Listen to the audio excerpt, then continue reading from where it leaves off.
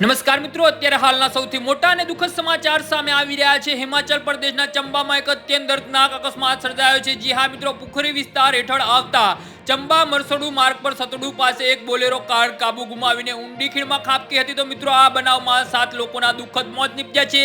તો અકસ્માતનો ભોગ બનેલા તમામ લોકો એક જ ગામના હોવાનું જાણવા મળ્યું છે। જી હા મિત્રો, અત્યારે હાલના સૌથી મોટા અને દુઃખદ સમાચાર સામે આવી રહ્યા છે। તો પ્રાપ્ત માહિતી અનુસાર આ ભયાનક દુર્ઘટના બુધવારે મોડી રાત્રે બની હતી। તો અકસ્માતનો ભોગ બનેલી બોલેરો ગ્રામ પંચાયત ફુડેદા મહલ ગામની હોવાનું સામે આવ્યું છે। તો મહલ ગામના આ લોકો કારોડેરા ગામના આયોજિત એક મુંડન સંસ્કારના કાર્યક્રમમાં હાજરી આપવા માટે ગયા હતા।